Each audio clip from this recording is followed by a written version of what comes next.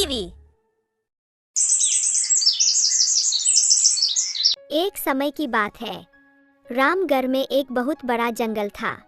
उस जंगल में शेर खान का राज था।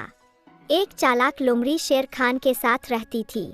जब शेर शिकार करता था तो लोमड़ी शेर का शिकार करने में मदद करती थी। एक दिन की बात है, दोनों शिकार के लिए निकले।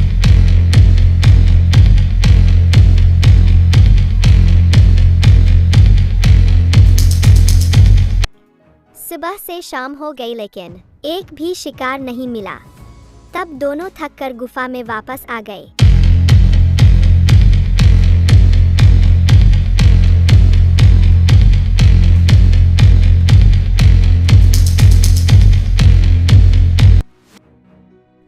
अरे लोमड़ी, आज तो एक भी शिकार नहीं मिला।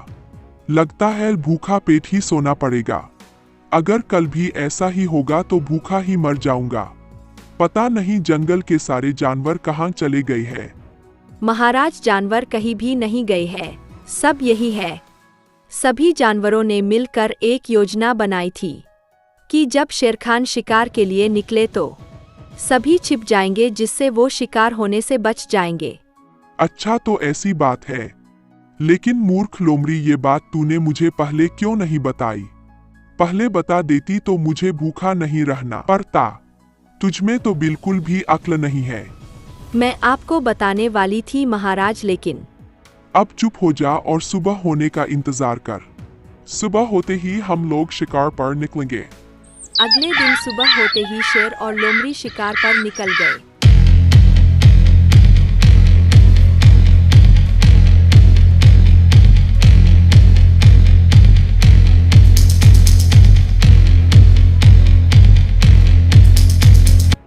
आज भी जंगल में कोई जानवर नहीं दिख रहा था। फिर दोनों नदी के पास गए।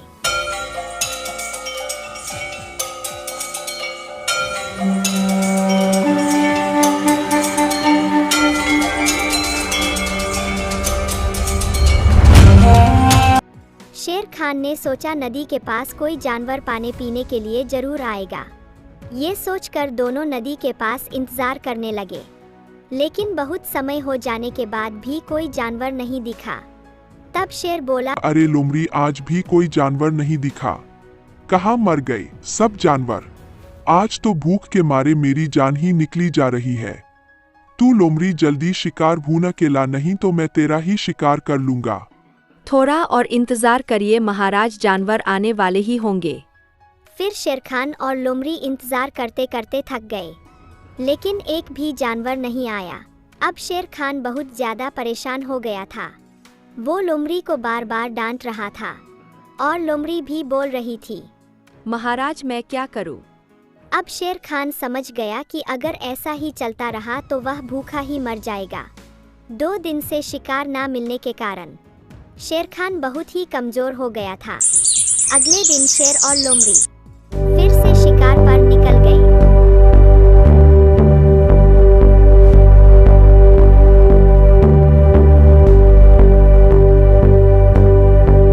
कुछ दूर जाने के बाद शेर खान को एक भालू दिखाई दिया। तब शेर ने सोचा, ठीक है, भालू ही सही। 2 दिन बाद एक शिकार तो दिखा।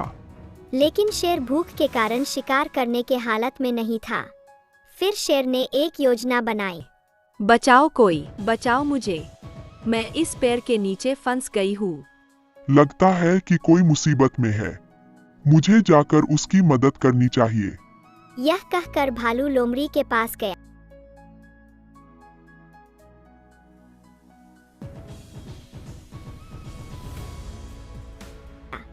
और पेड़ की डाली को हटा दिया। बहुत बहुत धन्यवाद आपका भालू भाई। अगर आप सही समय पर नहीं आते तो ना जाने क्या हो जाता। कोई बात नहीं लोमड़ी बहन, ये तो मेरा कर्तव्य था। लेकिन तुम कहाँ से आई हो? तुम्हें तो इस जंगल में कभी नहीं देखा। और इस पेड़ के नीचे फंसी कैसे? भालू भाई, मैं पास के जंगल में रहती हूँ। चलते चलते थक गई थी, इसलिए यहाँ आराम कर रही थी। तभी अचानक यह डाल मुझ पर गिर गया, फिर आपने मुझे बचाया। आपका यह एहसान मैं कभी नहीं भूलूंगी। अगर आप बुरा ना माने तो एक बात बोलूं भालू भाई। हाँ हाँ लोमड़ी बहन कहो, इसमें बुरा मानने की क्या बात है। भालू भाई आज आपने मेरी जान बचा ली, इसलिए मैं आपको कुछ खिलाना चाहती हूँ। कृपया आप मेरे घर चले। मना मत करना भालू भाई। नहीं नहीं लोमड़ी बहन, मैं तुम्हारे साथ नहीं जा सकता। मुझे अपने घर जाना है। घर पर मेरे छोटे छोटे बच्चे और बीबी है। मैं उनके लिए खाना ढूंढने निकला था। वो सब मेरा इंतजार कर रहे होंगे। मैं नहीं जा सकता। नहीं भालू भाई, थोड़ी ही दूर मेरा घर है। घर पर कुछ फल और सब्जियां भी है, आप अपने बच्चों के लिए ले लीजिएगा।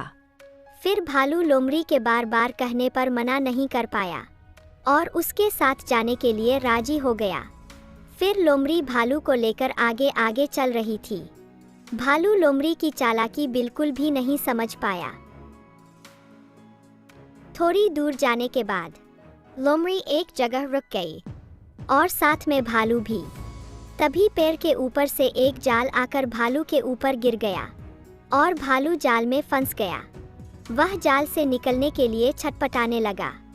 फिर वह लोमड़ी से बोला, अरे लोमड़ी बहन, मैं जाल में फंस गया हूँ। मुझे इस जाल से बाहर निकालो। इस जाल में मेरा दम घुट रहा है। अरे मूर्ख भालू, मैंने ही तुम्हें इस जाल में फंसाया है। तू मेरे महाराज का शिकार है। 2 दिन से महाराज को कोई शिकार नहीं मिला। आज वो तेरा शिकार करेंगे। मैंने तो तुम्हें मुसीबत में देखकर तुम्हारी जान बचाई और तुमने मुझे फंसाया। मैं तुझे नहीं छोड़ूंगा। बस एक बार जाल से निकाल दे।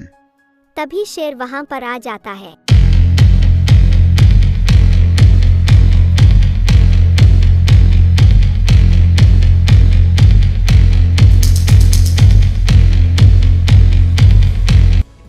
और भालू को देखकर कहता है, अरे अरे क्या हुआ, इतनी शोर क्यों मचा रहे हो? जरा मुझे भी तो बताओ, मैं भी तो सुनूं। मेरे होने वाले शिकार के मन में क्या बातें चल रही हैं? भालू को अपनी गलती पर बहुत ही अफसोस हो रहा था। काश मैं लोमड़ी के बातों में नहीं आता, तो इस समय मैं अपने घर सुरक्षित होता। लेकिन भालू बहुत ही होशियार था। थोड़ा सोचकर भालू ने बोला, अरे शेर राज, आप मेरा शिकार करेंगे। मुझे लगा ये लोमड़ी मेरा शिकार करेगी। अगर मुझे पता चलता कि आप जैसा महान और दयालु राजा मेरा शिकार करेगा, तो मैं हंसते हंसते अपना शिकार करा लेता। कोई विरोध नहीं करता। महाराज मुझे माफ कर दीजिए। भालू की बात सुनकर शेर का मन बहुत ही खुश हो गया। अच्छा तो ऐसी बात है भालू, तुम्हारी बात सुनकर मैं बहुत ही प्रसन्न हुआ। जाओ, मैं तुम्हारा शिकार नहीं करूंगा। और इस तरह अपनी समझदारी से भालू ने अपनी जान बचा ली।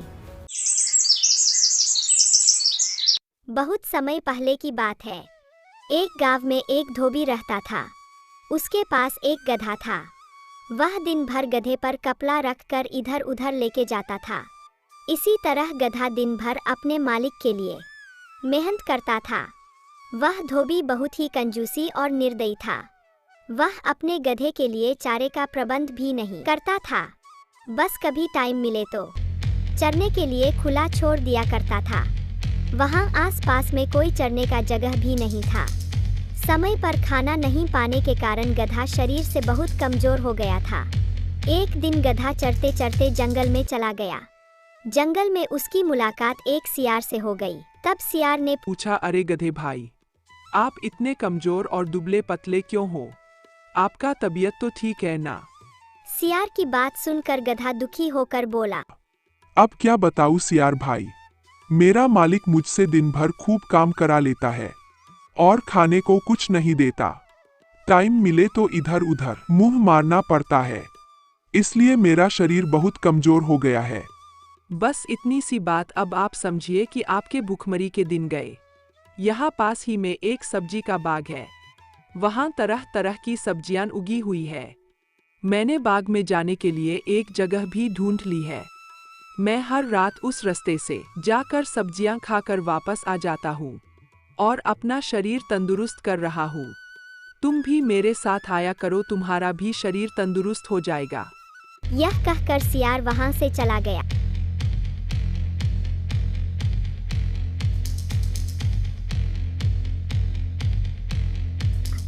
और गधा वहां से अपने घर लौट आया।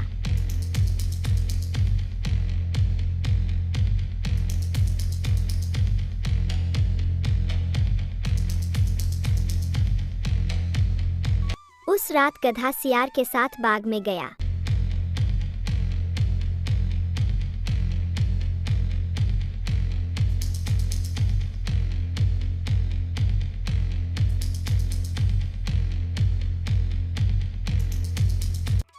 और उस बाग में घुसकर बहुत दिनों के बाद चैन का भरपेट भोजन किया। फिर पेट भरने के बाद सियार जंगल की ओर चला गया और गधा अपने घर चला गया। इस तरह दिन के समय गधा अपने मालिक के साथ काम करता और रात में सियार के साथ बाग में ताजी ताजी सब्जियां खाता। धीरे धीरे दिन बीतता गया। गधा का शरीर मोटा और तंदुरुस्त हो गया। उसके बालों में चमक आने लगी और चाल में मस्ती आ गई। वह भुखमरी के दिन बिल्कुल ही भूल गया।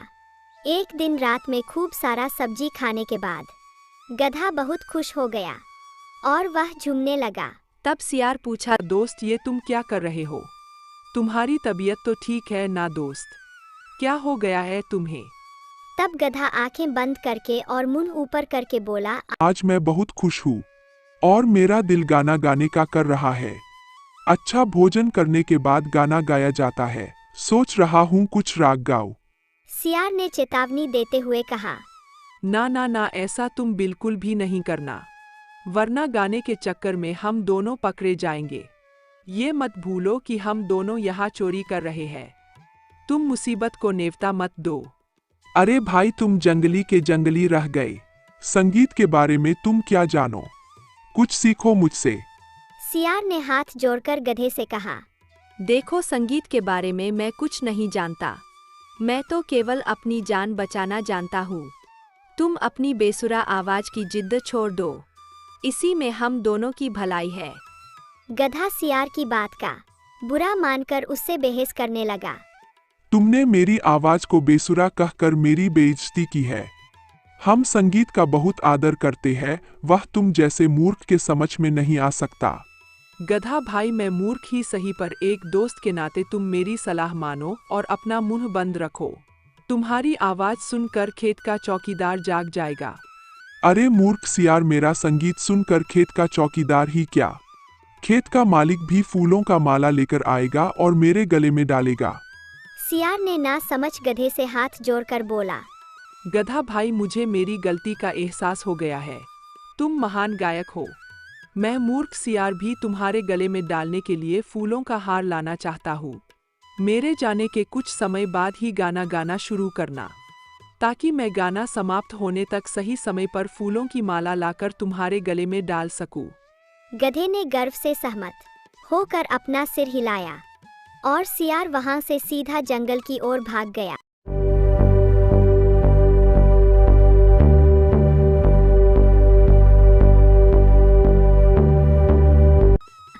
गधा सियार के जाने के कुछ समय बाद गाना गाना शुरू किया। गधे के चिल्लाने की आवाज सुनकर खेत का चौकीदार जाग गया और गधे को देखकर उसने बोला, अच्छा तो यही है वह दुष्ट गधा जो हमारा फसल रोज नष्ट कर रहा था। रुको, अभी मैं तुमको मजा चखाता हूँ। फिर चौकीदार गधे के पास गया और डंडा लेकर पीटने लगा। मार खाते खाते गधा अधमरा हो गया और बेहोश हो गया। तब चौकीदार उसे छोड़ दिया।